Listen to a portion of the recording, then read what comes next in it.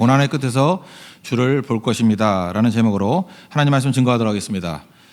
구약 인물 중에 예수님을 본 사람들이 있습니다. 영적 깊이가 있는 분들이죠. 이사야 선지자가 그랬고, 미가 선지자 또는 다니엘 선지자, 또 마지막 스가랴 선지자, 이렇게 예수님을 미리 봤습니다. 그 중에 다윗도 그 인물 중에 하나입니다.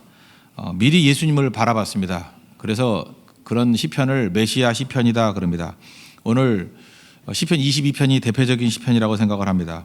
예수님 십자가에 달리셨을 때 마태복음 27장 46절 보니까 똑같은 말씀을 하셨죠. 엘리 엘리 라마 사박다니, 곧 나의 하나님 어찌하여 나를 버리셨나이까. 이게 시편 22편 1절의 말씀을 하셨다라는 것입니다. 이 시편 22편을 보면은 크게 대변할 수 있는 두 가지 단어가 있습니다. 하나가 탄식이란 단어고 또 하나가 찬송입니다. 크게 보면 두 파트거든요. 1절부터 21절까지가 탄식, 22절부터 31절까지가 찬송입니다. 탄식이면 탄식이고 찬송이면 찬송이지, 아니 탄식하다가 찬송한다는 게 말이 되느냐, 울면 우는 거지 울다 웃다 이게 말이 되느냐. 그래서 어떤 좀 믿음이 없는 신학자들은 이렇게 얘기해요. 두 가지 시를 편집해서 하나로 묶은 거라고. 바보죠. 이런 밥통들이 다 있나요. 너무 천박하게 해석을 하는 것입니다. 그 얘기가 아니라는 것입니다. 이 고난을 통해서 십자가의 경험을 깊이 한 내용이다 이렇게 말할 수 있다는 것입니다. 기독교는 고난을 피하는 법을 가르쳐 주는 것이 아닙니다. 고난이 유익이 있거든요. 고난을 뚫고 들어가서 승리할 뿐만 아니라 거기서 깊이를 배우고 고난 때문에 하나님을 보는 것입니다. 그게 우리 진정한 우리 말씀의 능력이라는 것입니다. 오늘도 여러분들도 다윗이 바라봤던 이런 깊이, 다윗이 체험했던 이 은혜를 체험할 수 있는 믿음의 종 되기를 바랍니다. 오늘 두 가지를 살피겠는데, 첫째는 피투성이가 되더라도 살아있으라는 것입니다. 우리가 이 땅에 존재하는 것은 사명이 있기 때문이다. 목적이 있기 때문이라는 것입니다. 신앙 때문에 당하는 고난 체험해 보신 적 있습니까? 여기 보니까 크게 보면 세 가지 경험이 있는 것 같아요. 신앙 때문에 고난 당하는 거예요. 첫 번째는 버림 체험입니다. 1절과 2절을 보시면 나의 하나님 왜 나를 버리셨습니까? 버렸다. 두 번째, 나를 멀리하여 왜 돕지 않습니까? 세 번째 또 뭐라 그래요? 내가 신음소리를 내는데 왜 듣지 않습니까? 2절, 내 하나님이여 내가 낮에도 부르짖고 밤에도 잠잠하지 아니하는데 왜 응답하지 않습니까? 우리 이런 경험하지 않습니까? 내가 하나님의 백성인데 왜 나를 버렸습니까? 돕지 않습니까? 듣지 않습니까? 응답하지 않습니까? 이게 버림받은, 이게 버린 체험이라는 거예요. 왜 그랬죠? 예수님은 이 경험을 통해서 우리를 구원해 주시는 거죠. 칼 바르트라는 신학자가 이렇게 얘기했어요. 하나님께서는 한 사람을 버림으로 말미암아, 그 예수님이죠, 온 인류를 구원했다고. 예수님의 이 버림받는 체험이 우리의 구원의 체험이 된다는 것입니다. 하나님께서는 죄 때문에 예수님에 대해서 노 했어요. 그리고 모든 인간에 대해서 예스 하셨다는 것입니다. 그러니까 아들을 버리심으로 말미암아 모든 인간을 구원하셨다. 이게 하나님의 긍정이라는 거예요. 하나님의 긍정은요, 대가를 치르는 긍정이라는 것입니다. 그래서 버림받음, 그게 구원이죠. 그걸 깨달아야 된다라는 것입니다. 우리가 다윗의 예를 한번 든다 그러면 다윗의 입장에서 놓고 보십시오. 지금 병들고 쫓깁니다. 그때 다윗이 왜 나를 버렸습니까? 이러잖아요. 다윗의 경험, 예수님의 경험, 우리의 경험, 이럴 수 있다라는 것입니다. 이게 왜 헷갈리죠? 믿음과 현실이 다르기 때문에 그래요. 믿음 얘기할 때는 하나님이 나의 하나님 되시고 나를 구원해 주시고 승리를 주시는 분인데, 현실은 안 그렇잖아요. 너무 힘든 거예요. 고난이 있고 지속되는 것이 있다는 것입니다. 여기 나의 하나님 그랬죠. 나의 하나님은 정의상 나를 버리면 안 되잖아요. 나를 외면하면 안 되잖아요. 듣지 않으면 안 되잖아요. 그게 하나님 아닙니까? 나의 하나님이잖아요. 근데 현실은 그렇지 않다라는 것입니다. 그래서 혼돈이 오는 거예요. 절대 고독이 오고 외로움이 오고 문제가 된다는 것입니다. 이 다윗이 경험했던 첫 번째가 버림받음이에요. 버림 경험. 3절을 보니까 이스라엘의 찬송 중에 계시는 주여, 주는 거룩합니다 그러죠. 이게 무슨 뜻이에요? 경험상 찬송하면 하나님이 임재하셨어요. 우리도 많이 느끼죠. 이렇게 찬송하면 하나님의 임재가 있어요. 근데 이게 무슨 얘기입니까? 왜 지금은 찬송에도 하나님의 임재가 없냐는 거예요. 찬송하면 도와주셨거든요. 그래서 여러분들 찬송을 만만히 여기면 안 됩니다. 찬송 중에 거하시는 주님이에요. 찬송하면 주님이 강하게 임재하십니다. 찬송하면 주님께서 강하게 우리를 도와주셔요. 그런데 이게 원칙상 맞는 얘기인데, 찬송 중에도 주님은 응답하지 않는 것 같은 느낌을 받는 거예요. 이게 버림 경험, 버림받음 경험. 두 번째 경험입니다. 제가 이름을 붙이기를 그들 경험이라고 붙였습니다. 그들 경험. 4절 5절 보니까 우리 조상들이 주께 의뢰하고 의뢰하였나이다. 조상들 얘기를 하는 거예요. 그러면서 남들 얘기를 하는 거예요. 그들을 건지셨나이다. 그들이 주께 부르짖어. 그다음에 여기 한글에 생략되어 있는데 원래는 있어요. 그들이 구원을 얻고 또 그들은 주께 의뢰하고 그들은 수치를 당하지 아니하였나이다. 원문으로 보면 그들이란 말이 5번 나와요. 그들 체험에 그들 체험. 조상들은 하나님께서 도와주지 않았습니까? 아브라함도 도와주고 이삭도 도와주고 야곱도 도와주고 제가 그 들었습니다. 그들의 경험을 얘기를 하는 거예요. 그들의 경험은 하나님 찾으니까 하나님이 구원해 주시지 않았습니까? 우리도 그럴 때가 있죠. 이렇게 간증을 하잖아요. 누가 간증을 하는 게 은혜가 될 때도 있지만 어떤 때는 상대적 빈곤감에 빠질 때가 있죠. 똑같은 상황에서 하나님께 기도했더니 해결이 됐대요. 하나님께 기도했더니 도와줬대요. 그게 간증 아니에요? 근데 그들 경험이에요. 똑같이 했는데 왜 나는 아니죠? 하는 그런 박탈감. 이게 다윗의 모습이었다는 것입니다. 아브라함의 예를 한번 들어봐요. 이삭을 바치려고 그랬어요. 그때 하나님이 잠깐만 하더니 아브라함아 멈춰라. 그리고 수풀에 순양이 걸려 있었잖아요. 근데 내 인생에는 아무리 둘러봐도 안 걸려 있어요. 그죠? 우리 처녀들 돌아봐서 뭐 하나 걸려 있는 놈 없나 했더니 아무도 안 걸려 있어요. 그때 느끼는 감정이 뭐예요? 그들 경험이에요. 왜 그들은 되는데 왜 나는 안 됩니까? 이런 경험이라는 거예요. 세 번째는 벌레 경험입니다. 그 하나님이 침묵하시는데 대적들은 소리 질러대요. 참 묘하죠. 불러도 하나님은 대답하지 않는데 원수들은 소리 질러대고 있다는 거예요. 공격하는 소리는 아주 크다라는 것입니다. 6절을 보니까 나는 벌레입니다. 사람이 아닙니다. 비방거리, 백성의 조롱거리가 되었습니다. 벌레 경험해 보셨습니까? 난 존재할 가치도 없다. 그냥 나는 조롱거리다. 나는 벌레다.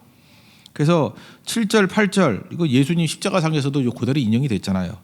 그 유태인들의 그 바디랭귀지가 있거든요. 조롱하는 바디랭귀지가 뭐냐 하면 그 비웃고 입술 실룩거리고 머리 흔드는 거예요. 우리나라도 이렇게 바디랭귀지가 있어요. 이렇게 조롱하는 바디랭귀지 그런 게 있다고요. 서양 애들은 뭐 가운데 손가락 들고 뭐 이런 거 있잖아요, 그죠? 이렇게 각각 바디랭귀지가 있는데 막 조롱하는 바디랭귀지가 있다라는 것입니다. 마태복음 27장에 예수님이 이런 조롱당했어요. 벌레 체험이에요. 사람은 소리 질러대고 있다는 거예요. 소리 질러서 도와줘야 될 하나님은 침묵하고 계시고 하나님은 침묵하고 계시는데 사람들은 기세등등 공격하고 있다는 것입니다. 그 정리하면 뭐예요? 이런 세 가지 체험, 버림 체험, 그들 체험, 또 하나가 벌레 체험, 이런 걸 경험하고 있다는 거예요. 그때에 오늘 답이 무엇입니까? 이럴 때 느끼는 감정이 뭐예요? 죽고 싶죠? 다윗도 죽고 싶은 거예요. 근데 지금 하나님의 음성은 뭐냐 하면 야, 너 좀 참아라. 이 고비를 넘겨라. 네가 이 땅에 존재한다는 것은 사명이 있기 때문이야. 너 이거 잘 견디고 난 다음에 내가 너를 통해서 할 일이 있어. 오늘 여기 호흡을 하고 있는 모든 성도들 똑같은 메시지입니다. 즉 존재하는 것 자체가 하나님이 사명이 있기 때문에 그런 거예요. 그냥 연명하는 거 아니에요. 우리가 이 고비를 넘기면 하나님께서 나를 쓰실 일이 있다라는 것입니다. 그래서 다윗이 마음 가운데 죽고 싶은 거예요. 난 더 이상 견딜 수 없습니다. 그래서 뚱딴지같이 9절이 나오는 거죠. 오직 주께서 나를 모태에서 나오게 하시고 내 어머니의 젖을 먹을 때 의지하셨나이다. 내가 날 때 주께 맡긴 바 되고 뭐 모태에서 나올 때 뭐 이렇게 쭉 나오는 거예요. 이게 무슨 얘기예요? 여기 앞에 9절 앞에 그러나가 있거든요. 내가 이렇게 버림 경험 또 그들 경험 벌레 경험을 할 때 죽고 싶습니다. 근데 그러나예요. 하나님께서 뭐라고 해요? 모태에서 나오게 하셨다. 존재하게 하신 것이 하나님이라는 거예요. 우연이 아니라는 것입니다. 그리고 네가 존재하는 게 의미가 있다라는 거예요. 너 뭐 이혼하고 깨지고 상처 있고 회사에서 쫓겨나고 뭐 상처 있고 뭐 그런 거 있지 않아요? 파산해가지고 아무것도 없고 의지할 것 없고 그 죽고 싶죠. 근데 거기서 끝나는 게 아니라는 거예요. 너 우연이 아니야. 여전히 내가 너를 돌보고 있고 너에게는 할 일이 있다라는 거예요. 근데 하나님께 쓰임 받았던 백성들이 다 이런 경험을 했어요. 그 예레미야 선지자 보십시오. 우리 예레미야 선지자는 눈물의 선지자고 뭐 핍박 속에서도 굉장히 많은 일을 했잖아요. 근데 혼자 돌이켜서는 하나님 앞에 이렇게 푸념해요. 차라리 태어나지 말 걸. 그렇게 얘기해요. 차라리 태어나지 말 것. 하나님 어디 계십니까? 하나님 이게 맨날 나에게는 말씀 증거하라 그러는데 이게 맞는 겁니까? 나라는 망하는데 이게 과연 맞는 얘기입니까? 너무너무 힘들어했다고요. 욥도 그랬죠. 자기 생일을 저주했어요. 자기 생일 저주했다는 게 뭐예요? 죽고 싶다 그 얘기죠. 여러분 가운데도 이런 사람 이런 말 절대 해서는 안 된다는 것입니다. 태어나지 말 걸. 아니에요. 하나님께서 우리를 그냥 던진 게 아니에요. 의미가 있고 목적이 있기 때문에 그렇다는 것입니다. 주님께서 내 생명줄을 붙들고 계신다는 거예요. 그래서 시편 22편 1절부터 11절까지가 또 첫 번째 단락인데 여기서는 이 버림 체험, 그들 체험, 벌레 체험 속에서 깨닫게 되는 게 뭐냐 하면 내 생명줄을 붙들고 계신 하나님이 계신다는 거예요. 그거는 뭐냐? 사명이 있기 때문이라는 거예요. 우연이 아니라는 거예요. 여러분들 흔들리지 말고 하나님 앞에서 서 있는 우리 주의 거룩한 백성 되기를 바랍니다. 그래서 하나님 앞에 우리가 붙들어야 될 게 뭐예요? 끝까지 버티는 거죠. 다윗을 한번 보십시오. 다윗도 그렇죠. 골리앗 물리치면 다 될 줄 알았어요. 근데 여자들이 문제죠. 사울은 천천, 다윗은 만만. 사울이 기분 나빠서 죽이려고 했어요. 근데 그냥 죽이는 게 아니라 귀신 들렸어요. 여러분들 그냥 정상적인 사람이 죽이려고 하는 게 무서워요? 귀신 들린 사람이 죽이려는 게 무서워요?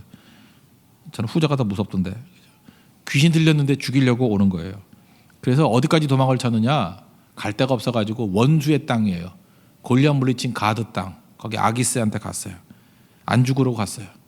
근데 거기서도 저거 죽여버려야 된다 하는 얘기를 들었어요. 그래서 살아남고자 하기 위해서 미친 짓 했어요. 수염에 침 질질 흘리면서 벽 긁고 있어요. 미친 짓이거든요. 왜 그랬죠? 살아남으려고. 그때 다윗이 깨달았던 게 뭐겠어요? 내가 수치를 당하더라도 여기서 살아남아야 돼. 왜? 하나님께 나를 통해서 하실 일이 있어. 우린 다 알잖아요. 이후에 다윗을 통해서 얼마나 많은 일을 하셨는지를 알잖아요. 너를 통해서 할 일이 있다. 하나님의 음성이에요. 여러분도 살아남아야 됩니다. 에스겔에서 16장 6절을 보니까 나라 망하고 뭐 마른 뼈 상황이고 그래서 상황이 안 좋았어요. 에스겔한테 하나님께서 말씀하신 격려죠. 격려. 너는 피투성이라도 살아 있으라. 한 번 더 말씀하셔. 다시 이르기를 너는 피투성이라도 살아 있으라. 에스겔에서 16장 6절 말씀이에요. 우리가 피투성이가 되더라도 살아남으라 주님의 음성입니다. 여러분 삶 가운데 뭐 죽고 싶다, 놓고 싶다, 끝내고 싶다. 그 절대로 아니라는 것입니다. 우리 세상의 유혹 시험이 이게 찬양할 때 그 3절에 이런 말씀이 나오죠. 이런 찬양이 주위를 둘러보면 아무도 없는 듯. 우리 주위를 둘러보세요. 아무것도 없는 것 같죠. 나는 아무것도 아닌 존재예요. 근데 믿음의 눈을 들어보면 보이는 분 계십니다. 그분이 우리 하나님이셔요. 오늘도 이런 고통의 끝에서 우리 주님을 만날 수 있는 우리 하나님의 거룩한 백성 되기를 바랍니다. 두 번째 내용은 이제 그 다음 파트인데 12절부터인데 고난은 영적인 거라는 거예요. 이 고난은요 육체의 얘기가 아니고 이거 사실 영적인 일이라는 거예요. 그래서 우리를 깊게 만들고 그 고난의 끝에서 주님을 만납니다. 그러니까 유익이 있다라는 거예요. 고난이 영적이다 이 얘기는 무슨 얘기예요? 고난이 우리를 몰고 가는 게 어디냐면 십자가로 우리를 몰아가요. 그래서 고난 끝에 십자가를 만나요. 주님 다시 오실 때까지 그 찬양 중에도 이게 있죠. 나의 가는 이 길 끝에서 나는 주를 보리라. 더 멋지지 않습니까? 지금 고난의 길 같이 보이지만 나의 가는 이 길 끝에서 망한다가 아니라 나의 주님을 본대요. 이 고난이 하는 일이에요. 그래서 고난은 영적인 일입니다. 먼저 고난이 드러내는 건 두 가지예요. 하나는 주를 만나게 만들고 또 하나는 악의 실체를 드러나게 만들어요. 그러니까 또 나의 입장에서 볼 때는 믿음을 드러내게 만들어요. 그래서 악이 하는 일이 많아요. 이 마귀가 악한 일을 많이 할 때 악이 뭐 따로 독자적인 세력이라고 생각하는데 그렇지 않습니다. 하나님이 허용하시는 거예요. 이 악한 마귀도 하나님의 계획 속에서 움직이는 거예요. 근데 그 왜 악함을 놔두는지 아십니까? 그래서 악의 실체를 드러내게 만들려고. 또 하나 그걸 통해서 우리의 믿음이 드러나라고. 또 그 마지막에 하나님을 만나라고. 그 악도 하나님께서 사용하시는 거죠. 그래서 고난은 영적인 거다 이렇게 말할 수 있다는 것입니다. 먼저 악의 본질을 보면은 11절 12절 보니까 많은 황소가 나를 애워쌌다. 바산은요 그 길르앗 지방인데 센 황소 많은 지방이래요. 그래서 바산의 힘센 소 그러면 무지 센 놈이에요. 그죠? 나를 둘러쌌고 내가 그 입을 내게 그 입을 벌림이 찢으며 부르짖는 사자 같은 이다. 악의 힘이 세다는 거죠. 이 바산의 소 같다. 그 악한 자들은요 이상해. 제가 보니까 병도 없어요. 악한 애들은 병도 잘 안 나. 그 예수 잘 믿는 사람이 오히려 병이 더 많이 나는 것 같아요. 건강하고요. 악인의 특징은 뭐냐? 지치지 않아. 그 마귀가 주는 힘이 있는 것 같아요. 지치지도 않아. 그죠? 그리고 항상 무리지어 다녀요. 이거 보세요. 많은 황소 그랬잖아요. 그래서 화불 단행 그런 말이 있죠. 화는 혼자 오지 않는다고, 뭐 몰려온다고. 굳이 말하면 악불 단행. 악한 자도 혼자 안 와요. 이렇게 무리로 와요. 그래서 악한 자들이 쓰기 좋아하는 단어 중에 하나가 무슨 연대야. 뭐 연대 뭐. 그죠?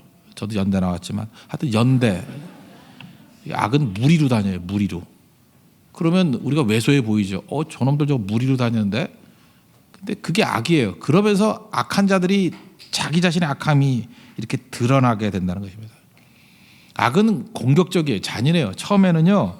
이렇게 그 포위망이 멀어요. 잘 못 느껴져요. 포위했는지도. 근데 점점 포위망을 좁혀오면서 사자같이 입을 벌리고 삼키려고 다가온다는 것입니다. 그래서 베드로 사도도 그랬잖아요. 뭐 악한 마귀가 우는 사자같이 삼킬 자를 찾는다. 이게 이런 표현이거든요. 진짜 마귀가 딱 그러고 있다라는 거예요. 이때 우리의 심정은 어떻습니까? 심정은 힘들죠. 그래서 14절을 보세요. 물같이 쏟아졌다. 물처럼 됐다. 내 뼈가 어그러졌다. 아니 뼈가 어그러졌으니 견딜 힘이 어디 있겠습니까? 주저앉게 되는 거죠. 마음이 밀랍같이 녹았다. 초 금방 녹잖아요. 초같이 녹아버렸다. 그 다음에 내 힘이 말라서 혀가 입천장에 붙었대요. 여러분 너무 고난이 심하면요 침이 말라요. 입 벌리고 멍하니 있기 때문에. 그래서 입이 말라서 혓바닥에 붙어버렸대요. 말을 하려고 했더니 붙어가지고 안 떨어진대. 그런 경험 해보셨습니까? 그러니까 이거 뭐예요? 얼빠진 거예요. 얼빠진 거. 그래서 마귀의 공격에 이런 일들이 벌어지게 되었다는 것입니다. 근데 이 깊은 고난이 우리에게 주는 능력이 뭐냐? 이게 십자가 만나게 만든다니까요. 주님께 가게 만든다니까요. 이 고난 속에서 다윗은요 환상을 봤어요. 무슨 환상을 봤어요? 영적인 환상을 봤는데 예수님을 본 거예요. 그래서 이건 예수님이라고밖에 표현할 수가 없는 거예요. 16절부터 18절까지 이게 십자가상의 모습 아니에요? 개들이 나를 에워쌌으며 악한 무리가 나를 둘러 내 소죽을 찔렀나이다. 내가 내 모든 뼈를 셀 수 있나이다. 그들이 나를 주목하여 보고 내 겉옷을 나누며 속옷을 제비 뽑나이다. 1000년 이후에 십자가상에서 벌어질 일을 다윗은 봤다라는 거예요. 이 대적은요 확인 사살이 있죠. 십자가에 달린 것 가지고도 안 돼서 옆구리까지 창으로 찔러요. 확인 사살. 잔인하죠. 그리고 전리품을 나누어요. 악의 세력의 목적이 뭐예요? 전리품이에요.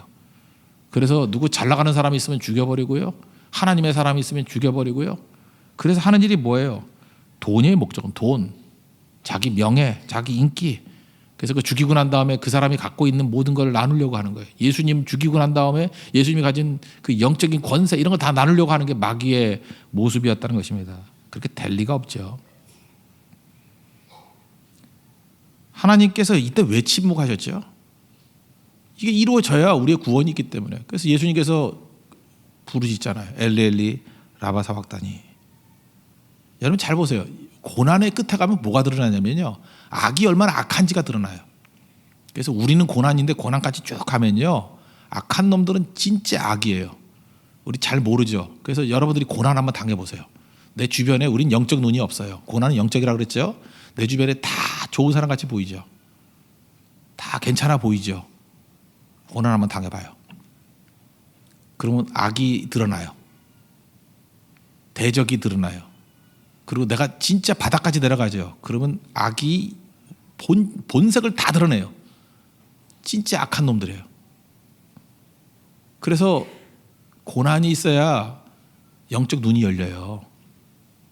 그래야 누가 하나님의 종이고 누가 악한 잔지를 알게 돼요. 왜냐 악이 드러나니까. 그래서 고난 속에서 악이 다 드러나는 거예요. 그리고 또 나에게 유익이 있어요. 내가 뭐가 드러나요? 그때 정금 같은 믿음이 드러나는 거예요. 고난 속에서 이게 내 믿음이었구나. 그 터키 가면요 갑바도기아라고 있어요. 어저께 리더 모임 하면서 그런 얘기를 했는데 갑바도기아에 가서 우리 리더 모임 하기를 기도하자고. 근데 믿음이 별로 없어서 아멘도 안 하더라고요. 그래서 몇 사람 했으니까 몇 사람 갈 것 같아요. 그죠? 아멘 한 사람은. 갑바도기아를 그 화산 지역이거든요. 화산재 때문에 흙을 금방 팔 수 있어요. 파서 공기가 닿으면 딱딱하게 굳어져요. 그 특수 지역이죠. 그래서 땅을 팠어요. 그래서 핍박당하는 사람들, 뭐 로마에서 고린도에서 에베소에서 핍박받은 사람이 갑바도기아로 다 가가지고 거기서 땅을 파가지고 지금 발굴된 게 20층이에요. 그 발굴된 게 1963년에 우연히 발견됐는데 20층까지 발견이 됐어요. 20층까지. 거기 추정하기로 한 10만 명 정도가 살았을 것 같아요. 믿는 사람들이. 거기 5층에 가면요, 십자가 형태의 교회가 있어요. 거기서 예배드리고. 그때 그들이 느끼는 게 뭐예요? 깊이 있는 하나님의 영광을 본 거죠. 참된 믿음을 그렇게 400년 버틴 거예요. 그 고난 속에서 400년 버틴 거예요. 그 정 같은 믿음 아니에요. 고난은요, 악의 실체도 드러내게 만들지만 또 하나 우리 자신의 믿음을 드러내게 만드는 거예요. 그죠? 이 고난이 그런 역할을 감당한다는 것입니다. 요즘에 왜 이렇게 기독교가 피상적이 되고 좀 얕아졌다 그러고, 뭐 목사 입에서 이렇게 말하지만 뭐 천박해졌다 이런 얘기도 듣잖아요. 이유가 뭘까요? 이 고난을 잃었기 때문에 그래요. 이 고난을 잃어버리면요, 항상 찰랑찰랑하게 살아요. 왜냐, 깊이를 못 보거든요. 그리고 믿음도 안 자라요. 그 믿음이, 정 같은 믿음은 고난을 겪고 난 마지막에 나오는 모습인데, 그리고 나아가는 이 길 끝에서, 고난 끝에서 주님을 본다고요. 그러니까 고난이 주는 유익을 하나도 누리지 못해요. 왜? 고난의 길을 안 걸어가니까. 근데 하나님께서는 다윗을 사랑하셨잖아요. 그래서 다윗을 왕으로만 세울 뿐만 아니라 영적 깊이가 있는 종으로 서기를 원하셨다는 것입니다. 그래서 가게 만들잖아요. 여러분도 그러죠? 이렇게 뭐 성경을 읽어도 뭔 소리인지 모르겠죠? 그러지 않습니까? 뭐 흰 건 종이고 검은 건 그릇이다 뭐 이러고 있잖아요. 그죠? 통독을 하는데 잠깐만 졸아요. 뭐 내용을 모르니까. 그리고 무슨 뜻인지 잘 모르잖아요. 근데 고난 당하고 성경을 읽으면요, 뭐 영어에서 행간의 의미를 안다 그런데 between the lines. 근데 그거 말고 행간 정도가 아니라 하나님 마음을 읽을 수 있어요. 이걸 뭐로 설명하면 좋을까라고 생각해 보니까 영화 아바타 있죠. 아바타를 한번 놓고 본다 그러면 뭐 예를 한번 들어볼까, 이해를 하라고. 뭐 아바타를 안 보신 분이 있다 그러면 뭐 할 말 없는데, 문화인도 아니죠. 하여튼 그런 사람도 있는데, 거기 나비족이 와가지고 그 타이틀곡이기도 해요. ICU 그러잖아요. 인사가 ICU. 그럼 뭐예요? 나는 너를 본다잖아요. 이게 아바타에서 계속해서 나비족의 이게 중의적으로 이중적인 의미로 계속 쓰여요. ICU. 나는 너를 본다. 그냥 얼굴 본다 이거예요? 어찌 보면은 내가 너희 속을 본다 이런 얘기도 나와요. 나는 너의 본질을 본다. 너의 아픔을 본다.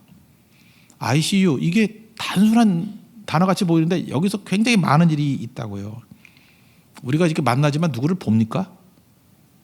이거 영적 깊이에 따라서 보는 게 다 달라져요. 의사가 환자를 봐야 되잖아요. 근데 상처만 봐요. 그러면 그 좋은 의사 아니겠죠. 선생님이 학생을 봐야 되는데 점수를 봐요. 그런 건 올바른 스승 안 되겠죠. 회사에서 이렇게 면접을 하는데 사람을 봐야 되는데 그의 그 효용 가치만 봐요. 써먹을 가치만. 그거 아니죠. 그 남녀지간에 이렇게 맞선을 볼 때도, 맞선 요즘에 있나? 뭐 하여튼 이렇게 볼 때도 뭘 봐요? 맨날 얼굴 보고 옷 보고 무슨 자동차 타고 나왔나 이거 보고 수입 보고 학벌 보고 직장 보고 그 사람 봐요? 그래서 ICU 근데 보는 게 아닐 수도 있잖아요. 우리가 지금 이 시대가 마귀가 지금 못 보게 만들었어요. 그래서 세상의 모든 거를 내 눈으로 보는 거야. 내 필요와 욕구 충족의 대상으로만 보는 거야. 그러니까 사람이 아니에요. 다 things, 사물들이지. 그러니까 다 소외돼 버리고 깨져 버리고. 사람도 못 보는데 하나님을 어떻게 보겠어요? 그래서 우리가 다 영적 맹인들이에요. 아무것도 못 보고 있어요. 사람도 못 보고 아픔도 못 보고 하나님도 못 보고. 하나님께서 우리를 그렇게 놔둘 것 같아요? 하나님 백성들이 이런 인간 같지도 않은 모습으로 놔둘 것 같아요? 그래서 우리를 고난으로 광야로 이끄시는 거예요. 그래서 우리 주변에 내가 쓸데없이 의지했던 가짜들 있죠. 이게 악이었어라고 악의 실체를 드러나게 만들고, 그래서 깨닫는 거예요. 고난 당해서 깨닫는 거예요. 아, 이게 친구가 아니었군요. 큰일 날 뻔했네. 이런 거 되게 많아요. 어떻게 내가 저런 걸 의지했지? 깜짝깜짝 놀라요. 영적인 눈이 열리는 거예요. 깊이가 열리는 거예요. 그리고 나를 보게 돼요. 아, 내 믿음이 엉터리였구나. 그래서 믿음을 다듬어서 정 같은 믿음이 되고, 그리고 마지막 순간에 뭘 보느냐? 하나님을 봐요. 그래서 말씀이 들어오는 거예요. 하나님 말씀의 뜻이 이해가 되는 거예요. 하다못해 ICU 하는 것이 그저 본다라는 것 자체가 뭘 보는지를 그 깊이 깨닫게 되는 영적 깊이가 있게 된다는 것입니다. 그래서 다윗은 정치가잖아요. 왕이잖아요. 그런데도 고난 끝에서 하나님의 이 깊이 있는 것들 다 봤다고요. 그래서 하나님 앞에 중요한 게 뭐냐? 예배라는 것을 깨닫게 돼서, 오늘 뭐 읽진 않았지만 27절 같은 데 보니까 모든 족속이 주의 앞에 예배하리니 예배 환상을 봤어요. 28절 나라는 여호와의 것이요 여호와는 모든 나라의 주제심이로다. 그래서 시편 24편에 가면은 예루살렘을 짓고 예배를 위한 도시로 세우는 일들이 벌어지게 된다는 거예요. 이게 다윗입니다. 다윗은 봤어요. 고난 깊이 속에서 하나님을 보고 하나님의 마음을 읽고 그 다음 돌아와서 이 땅에서 자기가 해야 될 사명들을 이뤘어요. 그게 예루살렘이에요. 그게 메시아 왕국이에요. 예배자들이 모이는 곳, 모세가 바라봤던 예배하는 백성들이 실체로 이루어지는 게 다윗이에요. 예배하는 백성들을 세우는 것. 이게 하나님께서 우리를 부르시는 목적과 내용이라는 것입니다. 오늘도 여러분들 시편 22편에 나오는 이 꿈과 환상이 여러분 것들이 되기를 원합니다. 여러 가지 어렵죠? 살아남으십시오. 피투성이가 되더라도 살아남으십시오. 우리는 살아야 될 이유가 있고 또 사명이 있어요. 그리고 꼭 붙들게 뭐냐면 고난은 영적인 거라는 거예요. 악의 실체를 드러나게 만들고 내 믿음을 보게 만들고 무엇보다도 나의 가는 이 길 끝에서 주님을 봅니다. 이런 영적 깊이가 있는, 이런 영적 깊이의 축복을 누릴 수 있는 믿음의 종 되기를 축원합니다. 모두 다 자리에서 일어나겠습니다. 세상의 유혹 시험이 찬양하겠습니다.